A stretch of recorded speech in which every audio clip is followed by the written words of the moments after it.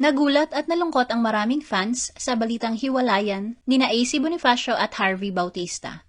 Mula sa kanilang best friends to lovers na kwento, hindi inakala ng marami na hahantong ito sa isang masakit na pagtatapos. Alamin ang kabuuan ng kanilang love journey mula sa matamis na simula hanggang sa mapait na wakas.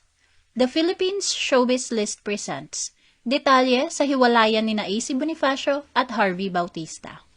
AC and Harvey's relationship revealed on Pinoy Big Brother.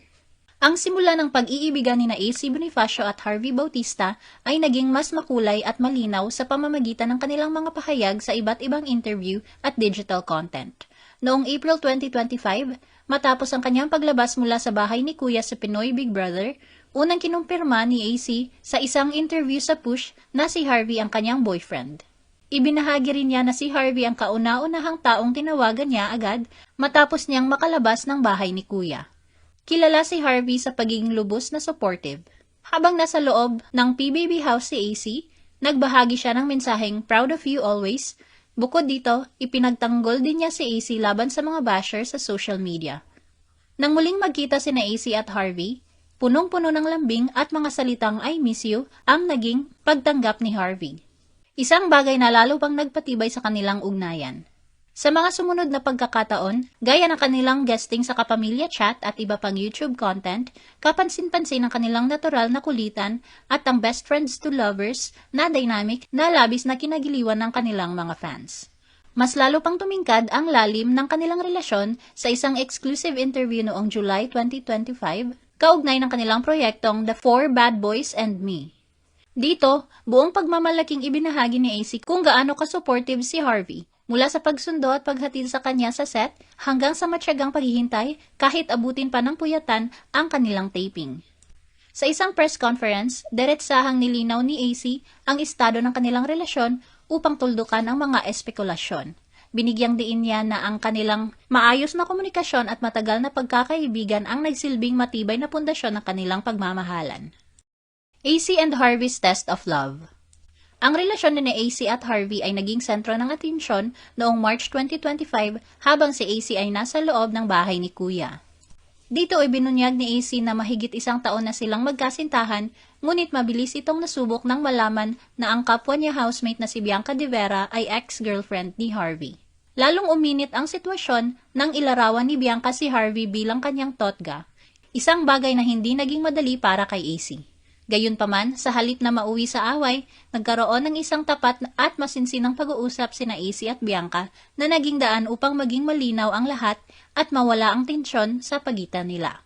Hindi rin naiwasan ang selos sa panig ni Harvey, dahil sa malapit na pagkakaibigan ni AC sa isa pang housemate na si Michael Sager. Dahil sa lakas ng pag-ship ng mga manonood sa dalawa, inamin ni AC sa isang interview na nakaramdam siya ng pagka-uneasy at nagselo si Harvey dahil sa mga komento sa social media. Ngunit sa pamamagitan ng maayos na komunikasyon, humingi ng paumanhin si Harvey sa pagiging OA o overprotective. Nilinaw ni AC na ang ugnayan nila ni Michael ay purong platonic lamang, katulad ng pagkakaibigan nila ni Darren Espanto. Dahil pareho silang galing Vancouver, at nagbibigay ito sa kanya ng pakiramdam na home. Sa huli, binigyang diin ni AC na ang kanilang panahon ng magkahiwalay habang siya ay nasa PBB ay lalo lamang nagpatibay sa kanilang individual na pagkatao at sa kanilang relasyon, na nagpapatunay ng komunikasyon ang susi sa lahat. AC confirmed her breakup with Harvey.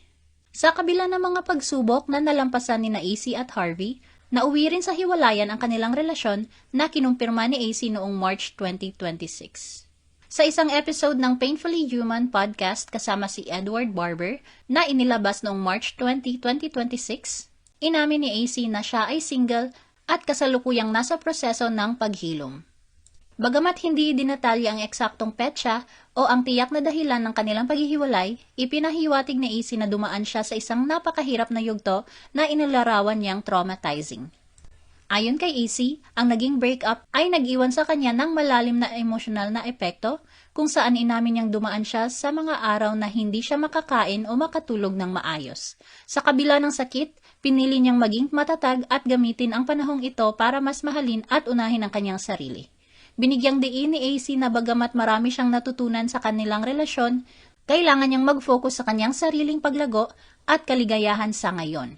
Sa kasalukuyan, nananatiling tahimik ang kampo ni Harvey tungkol sa issue, habang sa AC naman ay patuloy na tumatanggap ng suporta mula sa kanyang pamilya at mga fans, habang unti-unting bumabangon mula sa pagkabigo sa pag-ibig. Sa gitna ng mga personal na pagbabago, patuloy na nagtatagumpay si AC sa buhay. Kamakailan lamang, ibinunyag ni AC na siya ay na-follow ng global K-pop superstar na si Jungkook sa TikTok. Isa siya sa 63 accounts na pina-follow ni Jungkook sa kanyang personal na TikTok account na mayroon na ngayong mahigit 25.6 million followers. Ano ang masasabi mo sa video na ito? Mag-like o mag-react at huwag mahiyang mag-comment. For our YouTube viewers, huwag kalimutan mag-subscribe at i-hit ang notification button. At para sa aming Facebook viewers, mag-like at follow sa aming Facebook page para updated ka sa mga showbiz chika. Thanks for watching!